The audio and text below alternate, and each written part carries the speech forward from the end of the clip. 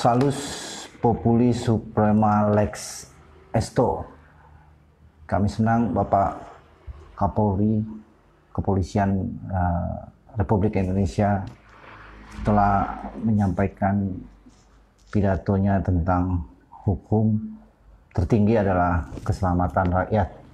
Hari ini saya John Ganesha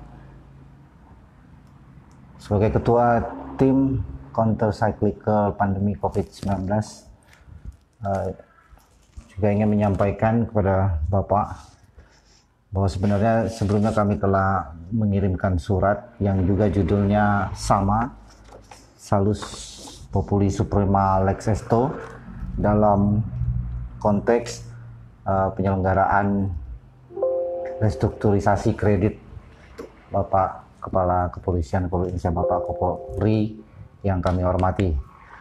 Sebenarnya begitu jelas arahan kebijakan Bapak Presiden Jokowi pada waktu tanggal 2 Maret bahwa pembayaran bunga dan angsuran diberikan kelonggaran 1 tahun dan pihak perbankan maupun industri keuangan non-bank perbankan dilarang mengejar angsuran apalagi menggunakan jasa penagihan debt collector.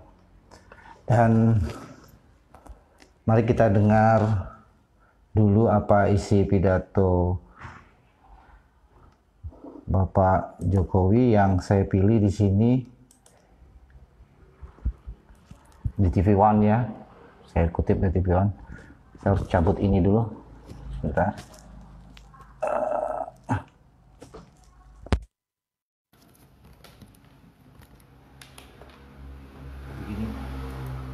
Oleh perbankan maupun oleh industri keuangan non-bank, asalkan digunakan untuk usaha, akan diberikan penurunan bunga dan penundaan cicilan sampai 1 tahun.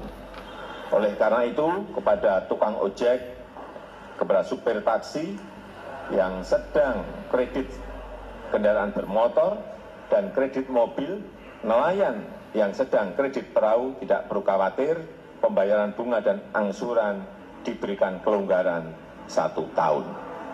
Dan pihak perbankan maupun industri keuangan non-bank dilarang mengejar-ngejar angsuran, apalagi menggunakan jasa penagihan atau debt collector. Itu dilarang. Dan saya minta kepolisian mencatat hal ini.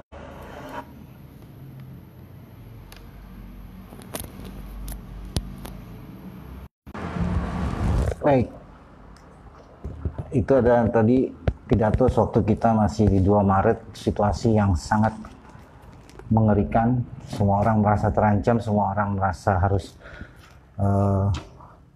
menyelamatkan dirinya. Dan saya putarkan itu karena sekarang sudah memasuki bulan November, Desember, yang mana kami mencatat adalah bulan berbagai perjanjian restrukturisasi kredit yang mungkin akan habis masa waktunya, dan ini akan berisiko akan terjadi banyak aksi penarikan sepihak atau disertai dengan kekerasan ataupun ancaman kekerasan Bapak Kapolri. Nah, bahwa seperti saya sampaikan, dalam pelayanan bantuan hukum negosiasi restrukturisasi kredit ini, PDKP Babel bekerja sama dengan dana pemerintahan Provinsi Kepulauan Bangka Belitung membantu untuk negosiasi restrukturisasi kredit hampir mencapai 228 orang.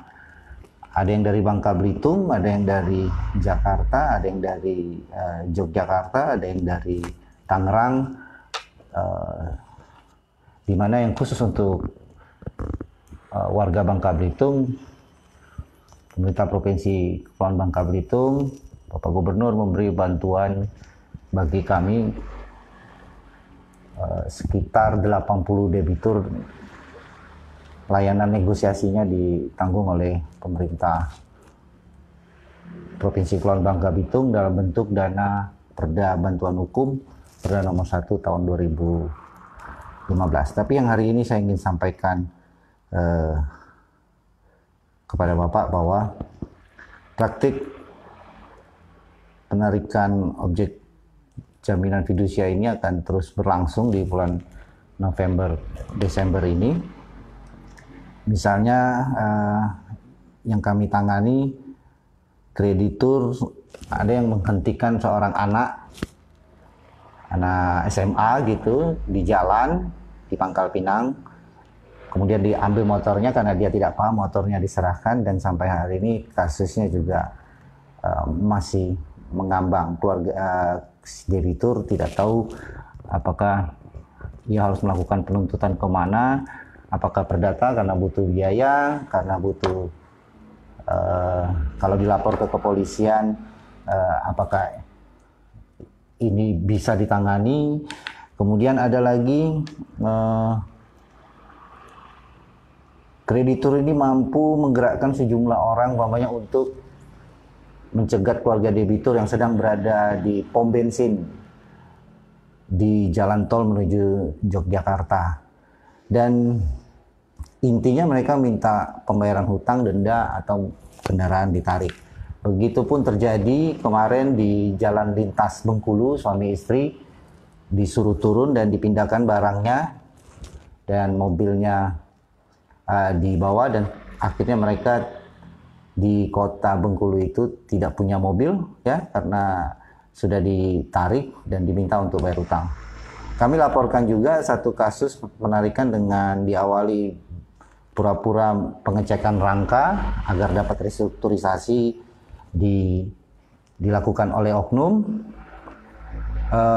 Ternyata hanya muslihat agar mobil diantar ke kantornya dan kemudian dapat dikuasai leasing secara pihak. Dan sampai hari ini kasus ini telah dilaporkan ke Polsek Serpong, Tangerang Selatan sejak bulan Juli 2020. Dan hingga hari ini belum satu orang pun tersangka dapat ditetapkan, dan kasusnya masih belum sampai mampu untuk ditetapkan di tingkat penyidikan. Kasus itu juga kami sudah kirimkan kepada Bapak untuk Bapak Kapolri ya, untuk minta atensi terhadap penanganan perkara ini. Nah, saya sebagai ketua tim advokasi PDKP Babel dan Ketua Badan Paralegal PDKP Babel ingin menyampaikan kepada Bapak bahwa catatan kami, advokasi kami di lapangan itu petugas tidak mampu membedakan bahwa maksud kedatangan korban ini adalah untuk melaporkan adanya dugaan tindak pidana yang dialaminya. Itu petugas tidak mampu melihat itu, misalnya dengan justru mensarankan korban agar bernegosiasi dengan kreditur dan membayar hutangnya. Artinya ketika masyarakat melaporkan dugaan tidak pidana, kemudian beberapa petugas itu menyarankan agar membayar hutangnya. Ini di sini nampaknya kita harus ingin bersuara kepada Bapak Kapolri bagaimana situasi di tengah pandemi COVID-19 ini benar-benar adanya pelayanan hukum yang konkret bagi masyarakat pencari keadilan. Nah, secara umum kita lihat artinya pihak kepolisian tidak dapat membedakan mana lapangan hukum perdata dan lapangan hukum pidana. Menurut kami dari tim advokasi countercyclical PDKP Babel, kalau kita melihat lapangan hukum pidana ini kan berarti adalah hukum publik. Maka menurut kami perintah Pak Jokowi tadi adalah kepentingan negara kepada siapapun untuk tidak melakukan penarikan sepihak. Dan Bapak Presiden sebagai representasi publik telah menjadi domain publik kasus ini untuk memesan kepada memberi catatan kepada Kepolisian Republik Indonesia untuk menindak pelaku-pelaku yang masih melakukan pengejaran-penagihan secara tidak wajar tersebut. Dan di sisi lain kami juga melaporkan kepada Bapak bahwa dalam 2 bulan, April, Mei, taruhlah sampai Juni, kami bisa mendapatkan 226 pengaduan yang memohon bantuan negosiasi restrukturisasi kredit. Karena mereka khawatir mereka akan diperlakukan semena-mena di jalan. Nah, ini juga kami ingin menyampaikan bahwa 220-an orang ini menunjukkan ranah publik, bahwa persoalan-persoalan penarikan publik ini memiliki resiko seseorang diperlakukan semena-mena pada saat pandemi COVID-19. Nah, tentu kita dapat melihat bagaimana publik atau orang atau debitur itu akan merasa terguncang ketika di tengah pandemi ini dia sedang merasa terancam nyawanya, kemudian tiba-tiba dia akan diperlakukan semena-mena di jalan dengan ditarik mobil atau motornya dan ditagih untuk suruh membayar. Nah, padahal ada yang kedua, Bapak Kapolri, kita tahu bahwa kita sekarang sudah punya putusan Mahkamah Konstitusi nomor 18 PUU 17 Romawi 2019. Nah, sepertinya kita masih enggan menggunakan putusan MK ini sebagai sumber hukum, unsur melawan hukum atau tanpa hak yang ada di dalam pasal-pasal hukum pidana. Saya akan bacakan bunyi ya Pak. Ini adalah putusan MK. Nah, ini tebal sekali ya, tebal sekali. Saya akan bacakan kira-kira bunyinya begini. Namun apabila yang terjadi sebaliknya, ya, yang sebaliknya, di mana pemberi hak fidusia atau debitur tidak mengakui adanya cedera janji atau wan prestasi dan keberatan untuk menyerahkan secara sukarela benda yang menjadi objek dalam perjanjian fidusia, maka penerima hak fidusia atau kreditur tidak boleh melakukan eksekusi sendiri, melainkan harus mengajukan permohonan pelaksanaan eksekusi kepada pengadilan negeri. Di dalam putusan-putusan ini pun disebutkan ada potensi kesewenang-wenangan yang akan dialami oleh dalam pelaksanaan eksekusi yang secara sepihak atau dengan cara-cara kekerasan tersebut. Nah, secara normatif sebenarnya Mahkamah Konstitusi menerbitkan tata tertib hukum dalam penyelenggaraan usaha pembiayaan, bahwa leasing atau perusahaan pembiayaan hanya diperkenankan mengajukan permohonan eksekusi melalui pengadilan negeri. Kira-kira ketika debitur enggan dinyatakan atau tidak rela dinyatakan wan prestasi pada saat pandemi COVID-19 ini, di mana terjadi penurunan kemampuan usaha atau disebut mendalilkan dengan pasal-pasal tentang keadaan overmah, keadaan kematian aktivitas ekonomi, keadaan bencana nasional yang dimaksud di dalam Kepres nomor 12 tahun 2020, segala dalil itu bisa saja debitur merasa tidak rela dikenai sanksi bunga dan denda pada saat pandemi. Nah, tetapi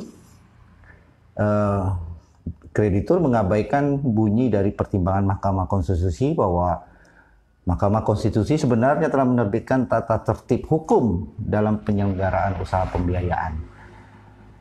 Oleh sebab itu kami melalui video siaran langsung ini menitip pesan kepada Bapak Kapolri, Bapak Kepala Kepolisian Republik Indonesia. Pertama, di bulan November, Desember, dan ke depan ini kami perkirakan akan terjadi banyak aksi penarikan objek jaminan fidusia karena sudah cukup lama.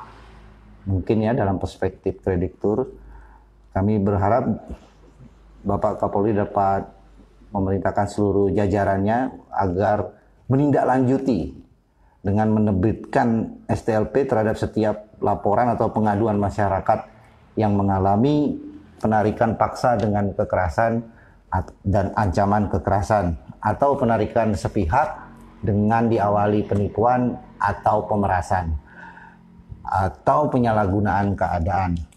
Nah, kedua, kami berharap mengajukan kepada Bapak Kapolri agar setiap penyelidikan penanganan pengaduan itu jika tidak ditanggapi oleh leasing atau tidak mau melakukan perdamaian dengan mengembalikan objek jaminan yang sudah ditarik, maka kami berharap perkara tersebut, pengaduan tersebut dapat ditingkatkan status penanganan perkara ke tingkat penyidikan dan untuk seterusnya dilanjutkan sampai kepada penuntutan oleh kejaksaan. Nah, di situ yang kami maksud bahwa menegakkan hukum tertinggi yakni keselamatan rakyat dari pemiskinan struktural di tengah badai pandemi COVID-19 ini. Rakyat akan semakin jatuh miskin dan padahal di saat yang sama ia harus berupaya agar dirinya tetap sehat, tetap tidak tertular dari pandemi COVID-19. Pandemi COVID-19 adalah badai yang bukan hanya mampu mengancam nyawa, kita ketahui sama-sama, tapi juga mampu mengancam pendapatan masyarakat secara umum. Nah, demikian Bapak Kapolri, itulah yang ingin kami sampaikan. Semoga dapat ditindaklanjuti. Kepada kawan-kawan debitur, apabila mengalami hal penarikan objek jaminan, kami memberi nasihat agar Anda dimanapun Anda berada segera meminta bantuan hukum pendampingan dari pengacara atau LBH di kabupaten Anda yang terdekat. Laporkan kasus-kasus penarikan sepihak atau paksa yang dilakukan perusahaan pembiayaan ke Polres setempat dengan dalilkan suprema populi salus populi suprema lex asto, bahwa hukum tertinggi saat ini adalah keselamatan rakyat. Dan perlu mungkin ini dikopi putusan Mahkamah Konstitusi, ya, tebal ini, dilampirkan pada saat melaporkan, kasih kepada penyidik atau yang menerima laporan sebagai kelengkapan alat bukti surat, ya, putusan MK ini. Dan hari ini kami juga PDKP Babel menyampaikan telah mendaftarkan perkara melalui teman-teman law firm di Jakarta Selatan dan Jakarta Pusat yang ditujukan ke gugatan sederhana kepada Astra Credit Company melalui PT Astra Sedaya Finance, ASF ya. Di sana akan diadukan gugatan ganti rugi atas kegiatan penarikan paksa sepihak yang diduga telah dilakukan oleh sejumlah oknum dari perusahaan leasing tersebut. Bahwa sebagaimana kita ketahui sejak awal perjanjian-perjanjian pembiayaan ini kan sudah dibuat kreditur bahwa kalau debitur ingin menuntut perdata hanya di kantor pusatnya, artinya hanya di pengadilan negeri tempat kantor pusatnya. Jadi kalau dalam ini adalah Jakarta Selatan. Tapi kalau leasing ingin menggugat, nah dia dapat menentukan di manapun domisili debitur. Nah seperti itulah siaran pers kami hari ini pada Bapak Kapolri, mudah-mudahan dapat sekiranya ditanggapi. Kami menunggu adanya maklumat dari Bapak Kapolri untuk melakukan penanganan setiap laporan masyarakat terhadap kegiatan penarikan paksa atau sepihak yang dilakukan oleh perusahaan leasing. Terima kasih, sampai ketemu lagi.